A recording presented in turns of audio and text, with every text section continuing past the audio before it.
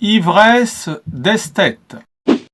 Comment décrire le plaisir subtil et fulgurant de l'esthète que je suis lorsque, volontairement, je me frotte aux Béotiens et me fais passer pour l'un des leurs dans le dessein d'éprouver le vertige de mes propres hauteurs.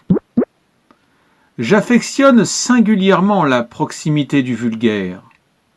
J'aime le côtoyer, avec cette manière sévère et cynique qui est la marque des esprits supérieurs.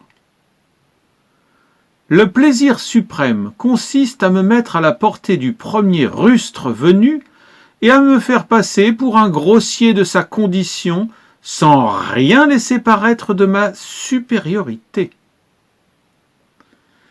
Pour cela, je dois me faire violence et masquer cet air hautain inné qui me caractérise, sorte de gant blanc de l'esprit, de haut de forme de l'âme, naturel aux belles gens.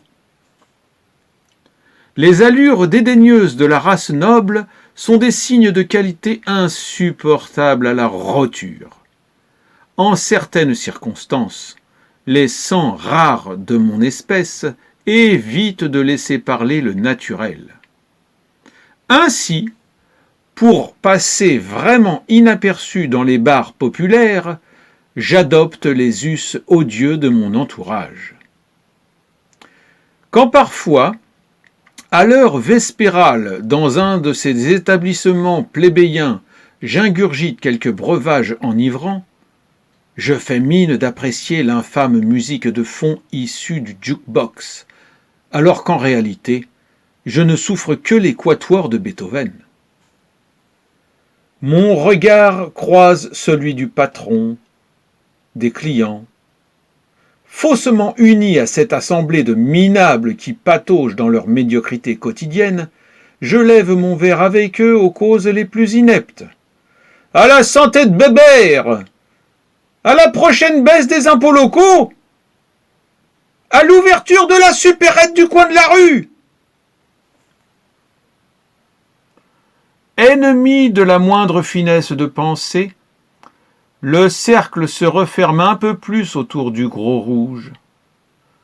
À partir de cet instant, tout est possible. Par exemple, un des éthyliques, dans un éclair de stupidité hautement prévisible, se lamente inconsolable sur le sort de son chien malade, puis, sans transition, cause allègrement météorologie, femmes, automobile. Au second vers, solennel comme une statue de plâtre, le regard lointain et mystérieux, il se met à débiter des banalités mécaniques au sujet des roues de son vélo, allant jusqu'à invoquer le dieu Michelin, avec, dans la voix, de sincères tremblements d'admiration pour le concepteur de la chambre à air. En chœur, tous approuvent, et moi, depuis mes sphères divines que mes compagnons de beuverie sont incapables de concevoir, je surenchéris. Mes propos, d'une insignifiance abyssale, mais clamés sur un ton plein d'une fureur feinte, mi-alcoolique, mi-crapuleuse, les flattent et les rassurent, jusqu'au fond de leur cœur prompts à battre à la moindre sollicitation bistrotière, tout en berçant exquisément leurs viscères imbibés de viles piquettes. En quelques crachats d'ivrogne, je deviens leur grand amiral de zinc, à la vie, à la mort.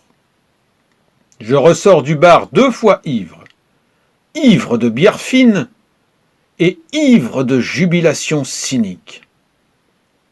Le plaisir de la boisson associé au plaisir de l'esprit est ainsi décuplé. Raphaël Zacharie de Isara. Santé.